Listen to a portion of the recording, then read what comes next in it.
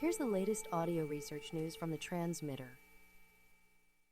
Escaping Groupthink: What Animals' Behavioral Quirks Reveal About the Brain, by Angie Voiles Askham. The mice were, for all intents and purposes, identical. They were all derived from the same inbred colony, making them genetically the same, and they were all reared in a shared environment. At first, they all behaved identically, too. In the 2019 study on alcohol consumption at Vanderbilt University, they quickly learned how to access the drinking spout and imbibed similar amounts of the intoxicating liquid. But noticeable differences emerged several weeks later, after the mice were allowed to drink freely, hinting that they were not so identical after all. Given their druthers, a few animals consumed only a little alcohol. Others drank more than average as long as the alcohol wasn't mixed with bitter-tasting quinine, and still others drank compulsively, regardless of the taste. It may seem intuitive that the individual mice would diverge behaviorally, says study investigator Cody Siciliano, assistant professor of pharmacology at Vanderbilt. After all, even people who are identical twins are not exactly the same. But historically, most behavioral neuroscience experiments have been set up to minimize any chance of behavioral idiosyncrasies in favor of spotting group differences in response to various treatments, he says. Any variability within a group, such as the disparate responses to alcohol among the mice, has tended to be seen as a nuisance, says Kei Tai, professor of neuroscience at the Salk Institute for Biological Studies, who led the 2019 alcohol consumption work. Rather than dismissing that variability, Tai, Siciliano, and their colleagues are exploring what individual variability can reveal about the brain, Tai says, with intriguing results. For example, a mouse's brain activity during its first drink predicts its total alcohol consumption, they found in their study. The stronger the inhibition in cells that connect the prefrontal cortex and a midbrain region called the periaqueductal gray, the more likely a mouse is to drink compulsively. And an animal's social rank, which the team could decode from other prefrontal cortex activity, also predicts those later drinking behaviors, according to preliminary data Tai shared at a workshop dedicated to individual differences, which she helped organize at the Computational and Systems Neuroscience COSIN meeting in March. Other researchers, too, have benefited from refocusing their efforts on individual variability, with recent discoveries of how the randomness by which circuits wire up contributes to a fly's odor preferences, and how distinct patterns of brain activity underlie person-to-person differences in performance on a decision-making task.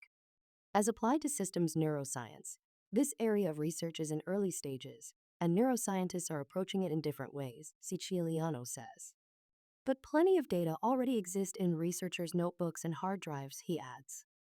It's just a matter of teasing out the differences worth studying. Besides, there's no point in pretending those differences within groups do not exist, he says. Even if you try, you can't get rid of the variability. It's going to be there no matter what. The recent uptick in studying individual differences may stem from a shift in how neuroscientists design behavioral tasks, Siciliano says. More complex and naturalistic experiments, including open-ended tasks that have more than one solution, leave a lot more room for individual differences to surface, says Steve Chang, associate professor of psychology and neuroscience at Yale University. In tracking animals' performance on these less constrained tasks, aided by advanced machine learning tools, researchers are interested in not just whether the task is completed, but how the animals get there.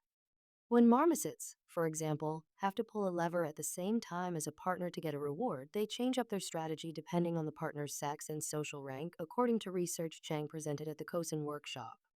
And the cooperative strategies individual marmosets use seem to reflect differences in neuronal population dynamics in their dorsomedial prefrontal cortex. Individuality even emerges within computational models when tasks become complex, according to unpublished work that Bing-Wen Brunton, professor of biology at the University of Washington, presented at the workshop. Brunton and her colleagues trained artificial agents to use odor plumes wafting through a virtual arena to find a food source. When given a wind direction, the agents typically used similar strategies to reach their goal, the team found in a previous study. But when the agents had to infer the wind direction from other cues, they each developed their own idiosyncratic strategies. One agent, for example, made wide, systematic loops, which helped it locate the food source even if the wind changed direction frequently, Brunton says. Others relied on sharp turns. If you look closely, they're good at different parts of the task, she says. And so isn't that what we mean by individuality to some extent? But individuality can also emerge in simple tasks if researchers know where to look, says Benjamin D. Bivort, professor of organismic and evolutionary biology at Harvard University, who studies genetically identical fruit flies. He has designed more than a dozen assays that measure about 200 different fly behaviors, including temperature response, spontaneous locomotion, and how quickly they learn. And with each, he says, we haven't yet really found a behavior that we can convince ourselves has no individuality to it. One assay tests a fly's odor preference. Flies display idiosyncratic preferences for one unpleasant odor over another. D. Bivort and his colleagues found in a 2019 study when they presented the two scents at either end of an enclosed tunnel and observed the flies' behavior.